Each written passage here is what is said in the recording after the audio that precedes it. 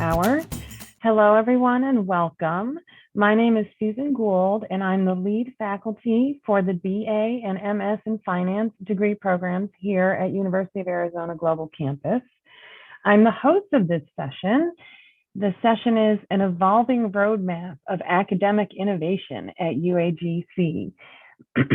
I just wanted to also say that by joining us today, you acknowledge that this session is being recorded and will be shared with TLC related materials. Microphones for our participants will be muted for this presentation, but we encourage you to post questions and comments in the chat. We'll also have time for questions at the end. Finally, we have enabled live transcription for this presentation. If you'd like to use it, click the live transcription button at the bottom of your Zoom window. Today we have two presenters, Cole McFerrin and Morgan Johnson. I will now turn it over to them so that they can introduce themselves and begin the presentation. Thank you. Awesome. Fantastic. Thank you so much, Susan. I really appreciate the introduction. Like Susan said, my name is Cole McFerrin. I am the Associate Director of Academic Technology and Innovation here at University of Arizona Global Campus. Morgan, would you please introduce yourself? Yeah, absolutely. Thank you so much, Susan, for that warm welcome. And thanks to everyone who's joined us today.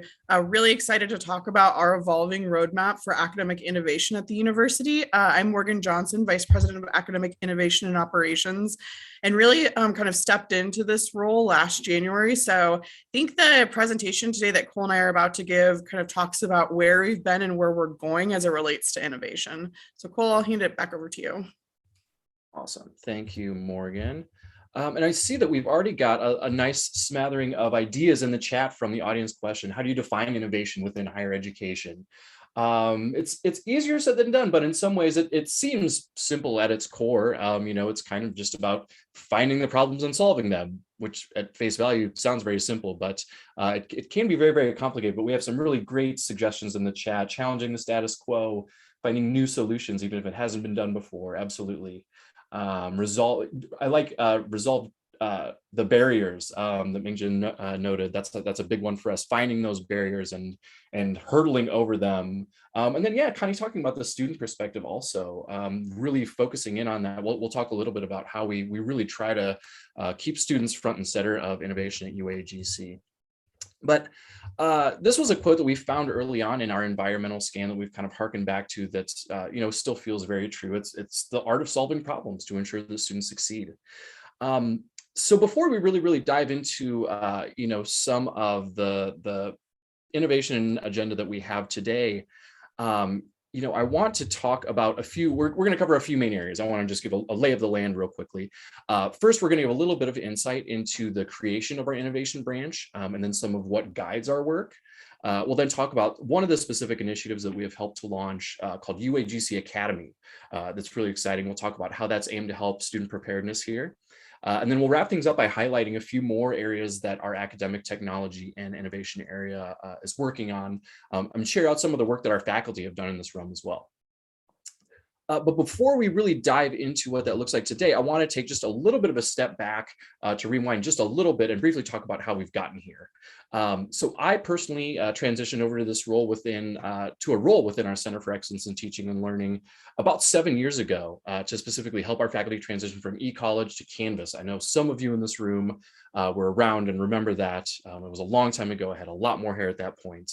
But since then, a lot of my work is focused on faculty development and support, but also kind of working as a go-to for LMS and EdTech and piloting.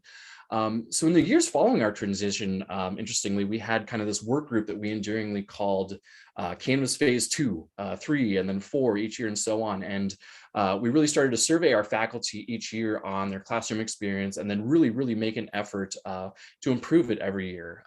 It was kind of a light innovation agenda, if you would, in many ways. So, we fast forward about 3 years ago to the present. The change has been fast-paced, even faster paced than usual. We transitioned from Ashford University to UAGC. Our relationship with Zovio continued to evolve. A pandemic happened / is still happening. So all of these circumstances around our current state really, I believe, offer an opportunity to rethink the way we've done everything. And UAGC has committed to invest in this continually by innovating how we engage our students. So we were very, very fortunate during the pandemic, I feel, because so many institutions across our industry had to innovate overnight to keep the lights on, to accommodate the situation, but we didn't have to pivot nearly as drastically. And I really feel like this has allowed us to keep moving forward and spending time catching up like a lot of institutions had to. Of course, our students and faculty lives were changed significantly, but we were also able to focus our energy on improving what was already working. So roughly 2 years ago, we reorganized structurally with this refreshed emphasis on innovation. And yeah, like we said, at the end of the day, innovation is very much about seeking out the problems and solving them. So we kind of use this as another one, not quite a mission statement, but something to help guide some of the work that we've done. So part of what that means is we have to know a little bit about everything going on within our institution. One of the coolest parts, I feel like personally, is continuously scanning externally to keep up with the industry and knowing what new possibilities are out there, what other places are doing, what platforms exist. Once we figure that part out, what might be a good fit, we partner closely with academic leadership to implement change and make sure that it works like we think and hope that it will. And one of the things that we emphasize in new going in, and I think that we've continued to find to be true, is that an innovation agenda in and of itself should be flexible to be able to accommodate, the ever-changing needs of our students and the institution. So we also aim to, make sure that everything that we incorporate into our innovation agenda aligns closely to the 4 UAGC critical student goals. Much of the work we conduct now, I would say, admittedly falls within the first 2 bullet points here: retaining students during the first year of enrollment and support completion of programs and educational goals driven by student-based timelines. Retention and increasing our retention rate is top of mind for us constantly in our work, and retention and completion are 2 metrics we consistently keep in check while we're implementing any changes. The latter 2 goals are a little less front burner, at least for us at the moment, and are a little less mature, I think, within the institution, but we absolutely look forward to supporting these a little bit more in the future as the university assuredly continues to evolve and change. So one thing, before I turn things over to Morgan, I wanted to mention that also we realized quickly when we created our innovation agenda is the fact that there's already a lot of great work that was already going on that we can help step in and support or help operationalize or expand. Like I mentioned before, the annual faculty survey serves as a huge compass rose for a lot of the improvement work that we do. And then the ongoing environmental scan is just constantly ongoing. But the other thing that we spend a lot of time talking about student success and completion and graduation rates and metrics, which are extremely important. But we also keep trying to find new ways to really tap into that student voice and experience and satisfaction and even joy and belongingness to the institution. So trying to solve all of those puzzles and bring new solutions to some of those problems. But now I'd like to turn things over to Morgan to talk just a little bit more about some of the student success and how that informs some of the work that we do. Yeah, thanks so much, Cole. Yeah, I think as we kind of refreshed our vision and view for what innovation was at UAGC, to Cole's point, it was critical that we align directly with those 4 critical student goals that Cole had up on the screen. And specifically, our institutional work around retention in and of itself is quite innovative right now, right? We're doing a lot of things structurally within our classrooms and structurally within the student experience that we've never done before. Our students haven't experienced potentially at other institutions, and we've not necessarily operationalized at the scale in which we want to at UAGC. So as we look kind of at this visual right here from a student success perspective, really from our retention work, these are the core areas we're focused on: support for students, readiness for students, our core structures, leveraging data in intentional ways to drive all of kind of the student success work, and then creating a sense of belonging for our students. So I do want to kind of focus in on one initiative that has been really a core focus of Cole and I, as well as several members of the UAGC community over the last 6 months, that relates to student readiness. Cole, if you want to go to the next slide. Hopefully this is not new to most folks, but in case you are not part of regular retention conversations, we did just want to start with a bit of a definition and some information about our institutional retention goals. So within UAGC, we define our retention rate as students who are still active in week 52 of enrollment at UAGC. So this is just looking at students who fully matriculate into the institution, and we are looking specifically at our undergraduate students when we look at this rate.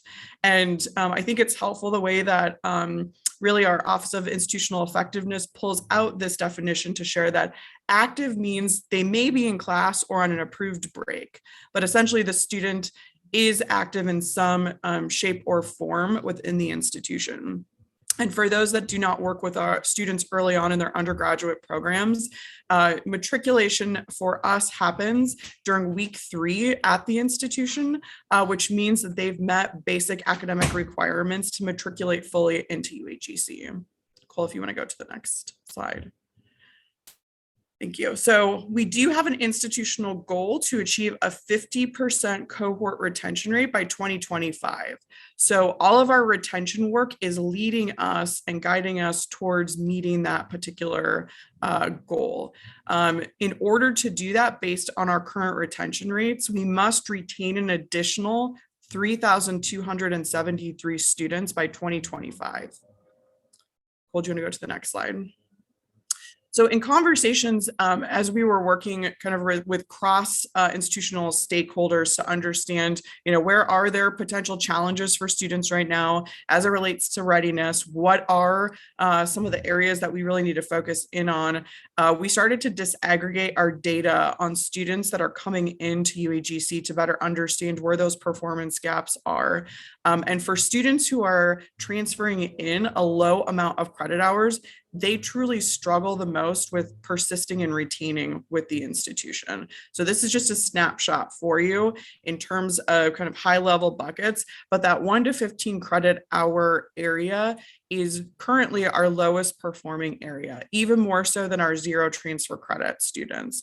And this sometimes I think is surprising for folks. There is a perception that potentially, brand new students transferring in 0 credit hours will struggle more. But, and Cole, if you want to go to, oh, no, stay here, sorry. It's a few more slides away. But really in particular, our students who are transferring in between 1 to 6 credit hours struggle the most to retain with us. And that's likely because they've been to another institution, they've tried college, at some level and have not been successful. Cole, do you want to go to the next slide? In addition to looking at transfer credits, we also looked at financial aid type. How are students compensating for their degree program costs, and how are they being funded? And really, students who are drawing down financial aid are also have the most challenge retaining with the institution. So considering these two factors, students who are drawing down financial aid and transferring in a low number of credit hours, we looked at opportunities for better preparing them to start courses and their general coursework with UAGC. Cole, if you want to go to the next slide, please. So hopefully this is something that most folks are a bit familiar with, but we've recently announced the launch of UAGC Academy. The Academy is designed as a prerequisite to students coming in with between 1 to 3 credit hours to UAGC to take a few courses prior to their matriculation with the university.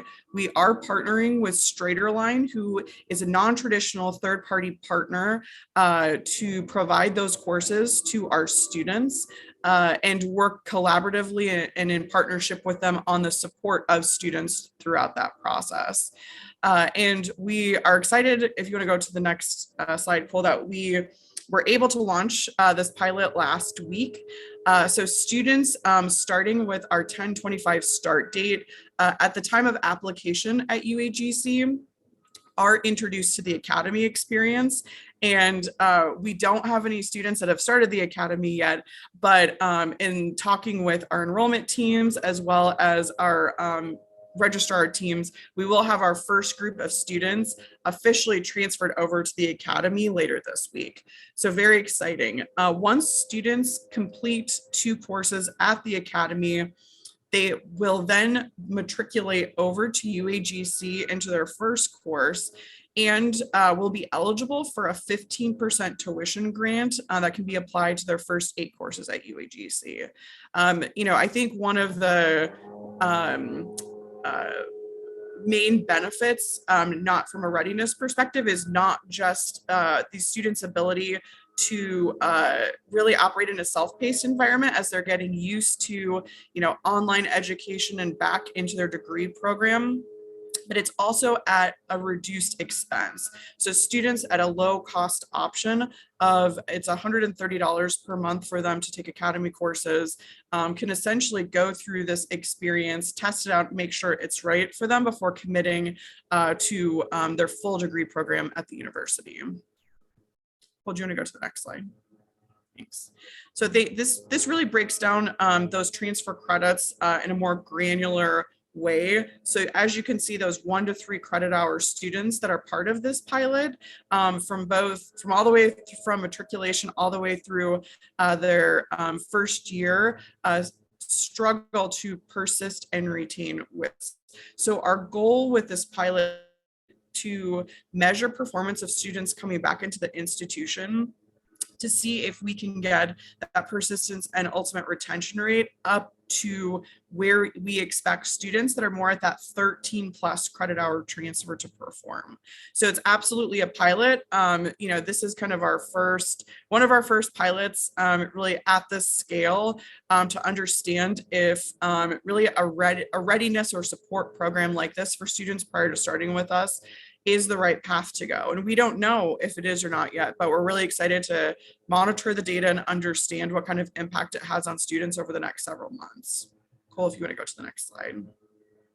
We will be actively, I get this question a lot, we will be actively monitoring students' progress through the pilot, not just with us, but also with their very specific milestones that we'll be looking at on the StraighterLine side. So, we're looking at everything from enrollment and completion of the StraighterLine courses to weekly engagement, how their, academic progress is with assignments in those courses. And we'll be working very closely hand in hand with StraighterLine to ensure that students are receiving the appropriate support.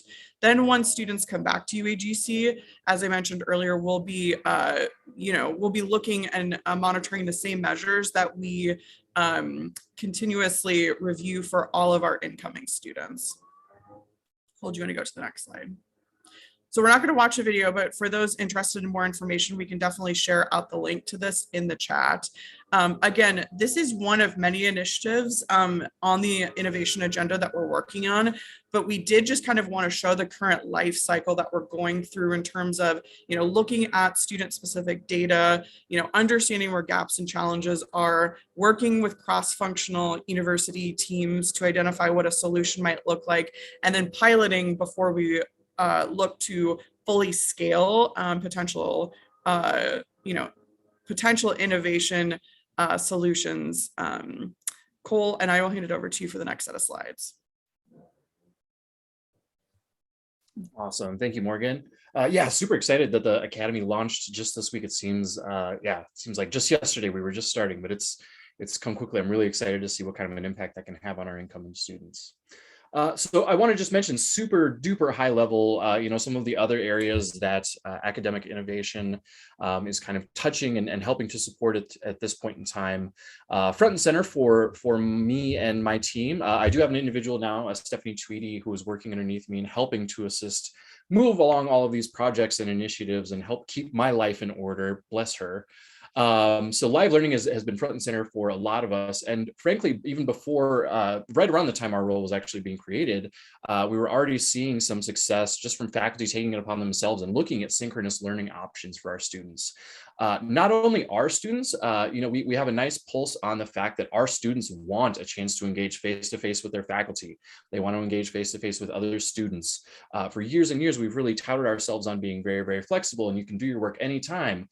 Well, now we can have that and give an opportunity for connection like that for a lot of students that really, really want it. We're seeing that both within our institution and with external data that we've reviewed as well. So we've seen very successful statistics from some of the early iterations we've done in Gen 103.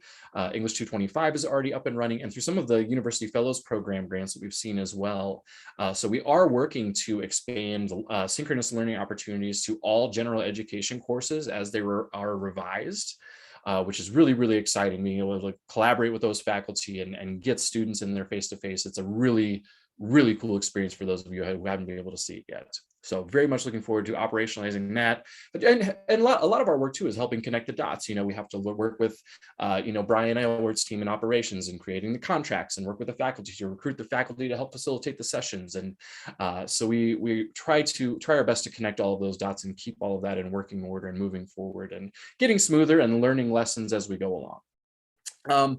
Another thing that falls under our umbrella would be just general classroom enhancements, throughout time. So Canvas updates. I mean, obviously Canvas as a learning management system comes out and has new things that they roll out constantly. So we're always looking to make sure we know what's coming up with things like that. I'll be honest, the last few years, I feel like they have not had as many updates as in previous. I feel like, in a lot of ways they got inundated with the K-12 sector and a lot of other higher ed institutions, frankly, with the pandemic. So I don't know that they've been able to do as much innovation as they would have liked, but we do have a promise from them that they do have some discussion forum enhancements coming soon. I actually poked some people about it at EDUCAUSE earlier this week. They said it should be in beta, so we should be able to get some sneak peeks of a lot of things that we've been asking for years for discussion forums, just to generally improve that and make it a little bit more engaging. So looking forward to that and seeing what it looks like, rolling it out to faculty, getting feedback from them and students. Another thing, that we I had mentioned in part of our environmental scan, but a pilot that we have specifically moved forward with over the last couple of years is with PackBack.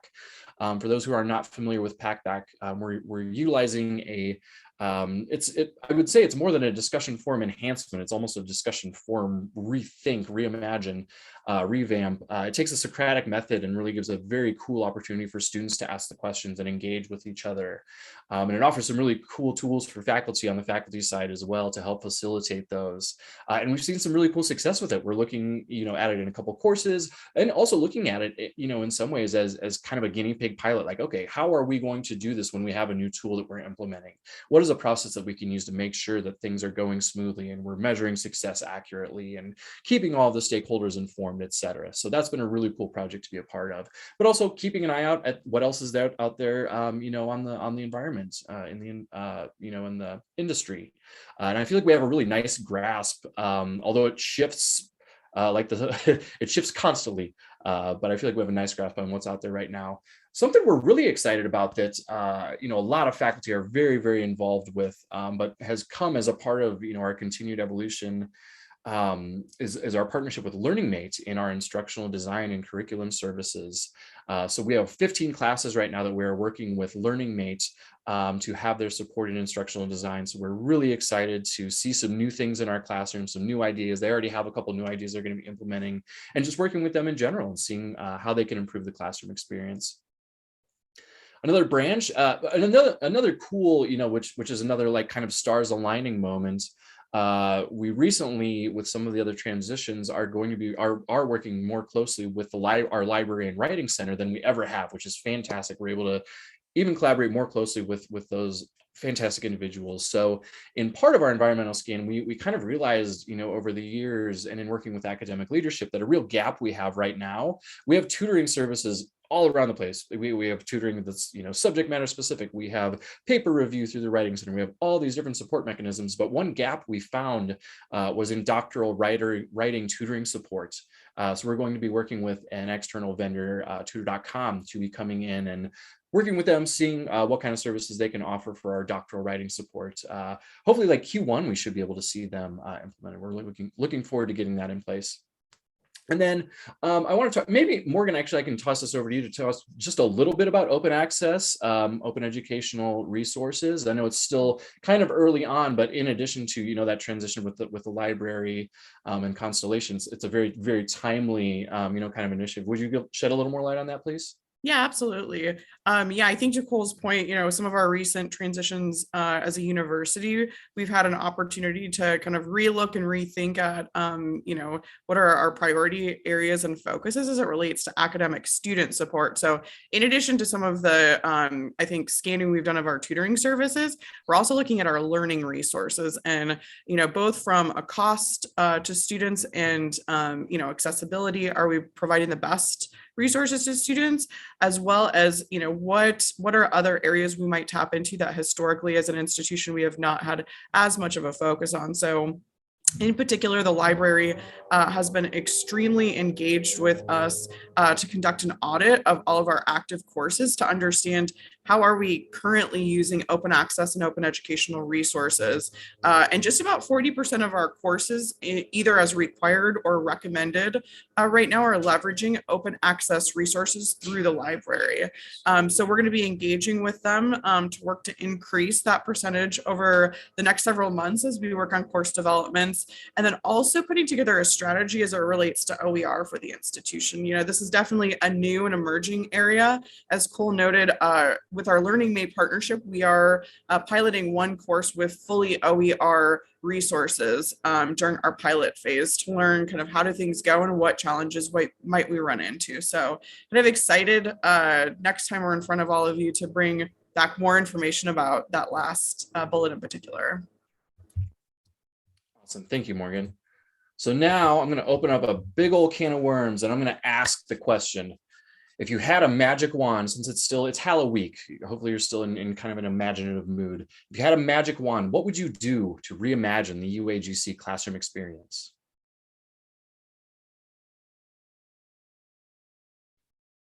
And feel free. Well, I know we're running short on time too, so this might be a good time to plug the survey. Absolutely. It was a selfish question. Let's make it a rhetorical question for the moment, but write it down and save it because we have a faculty survey, the annual faculty survey I had referred to. We will be publishing that in late November, early December, and we will have that out for you. It's been a really, really cool evolution to see that throughout the years. We used to really focus on just academic technology, and now we focus on that and more the holistic faculty experience. So we're looking forward to really getting some very, very important feedback from you. So look for more information on that soon. And then just a brief plug at the end. I think one of the favorite parts of this new, role and job is just to really be able to help highlight and bring as much attention to like the work that our faculty are already doing. So a lot of the innovative work and some of the university fellow program work specifically that we've helped to support and helped shine more light on and get the word out about was highlighted in the Q3 College of Arts and Sciences colloquium, where we had Dr. George Koo come in and talk about high impact practices. The Q4 colloquium, we also had some of the university fellow program folks talking about Power of One / Culture of Care, which we've also been very, very heavily involved in the implementation of that change.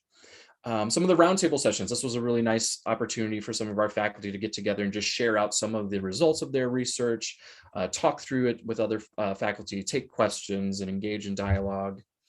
And also a final plug too, a lot of these university fellow programs here are presenting or have presented at TLC. Any of the presentations that you see here, all the recordings are highlighted or are underlined rather. So you can already go back and take a look at some of the ones about live learning that took place. But once the recordings are all available, there will definitely be presentations on all of these that will be out there and available for you all to review. Unfortunately, chronologically, there's only 2 that are left after us through the actual live TLC. So please check out Christopher Foster's Service Learning as a High Impact Practice in the UAGC Honors Program. That's tomorrow, Thursday at 12 p.m. Pacific. And then also Connie Lauer's presentation on achieving a sense of belonging and self-efficacy, grouping students in a 3-course online entry point cohort at 1 p.m. Tomorrow, Thursday. So I know we don't have a ton of time, but we would love to take any questions that you all might have. Cole, I didn't see any questions. There were a few comments about things that people would want if they had the magic wand. Oh, fantastic. Perusal, I don't know what that is. And then Jesse Upshaw suggested career-based and hands-on scenario and virtual lab practice across disciplines. That's fantastic. I'll have to look into Perusal. I've actually not heard of that. That's not one that's on my radar. I'll have to take a look at that. And Jesse, what's really, it's not surprising. We have seen though, over the years, I feel like when we first implemented some of the faculty experience surveys, I feel like discussions were always kind of like, lower satisfaction, not, weren't hated necessarily, but I feel like the more and we get a lot of qualitative feedback back that supports us. All those career-based and like more hands-on and like scenario-based discussions have really kind of boosted our discussion ratings over the years, which I think has been really, really cool to see happen. It doesn't always necessarily need to be like a tool. It's like if we just kind of rethink how we're doing it, the tool, it doesn't always take a tool to fix something like that. It just takes rethinking how we're doing things. So I think that's a cool example that we've seen some success with already, which is worth noting. Okay, real quick, I put in the one question from the Whova app, asking about what conversations we're having with these low credit students who aren't being retained. Yeah, Do we have any reasons? Yeah, I just saw Sherry posted that here in our chat too. That's a great question, Sherry. So we asked that same question as we were kind of going through to understand like what baseline data do we have as it relates to student feedback directly. So there are kind of two surveys that are part of the Academy pilot that we're launching. One specifically is to look at students who have either started and stopped or have at least applied, but in that 0 or 1 to 3 credit hour group with us over the last 12 months. We're conducting a survey with them that actually goes live this week. And I would say like early December, we'll have those results back. So we are nervous about response rate naturally, since some of these students have been out and have only really applied with us, so may not be willing to share with us, reasons they exited or did not pursue their degree program with us specifically. But for the Academy students, we'll also be doing essentially a survey every 30 days. So no matter where they're at in their progression, we're going to do a temperature check to better understand how things are going and what challenges and barriers they might be running into. So we don't have a lot of data yet to share, but that's definitely something that will be part of the pilot that we'll be able to bring back and discuss with everyone. All right, I'm going to jump in and wrap this up and say thank you to Cole and Morgan, and thank you to everyone who attended. The next sessions in TLC are starting, and so we hope that you have time to go to your next presentation and enjoy the rest of TLC. And thank you again to Morgan and Cole for this fabulous and interesting presentation. I learned a lot. I always enjoy hearing from you too. Thank you so much, Susan. Thank you, everybody. Bye. Thank you.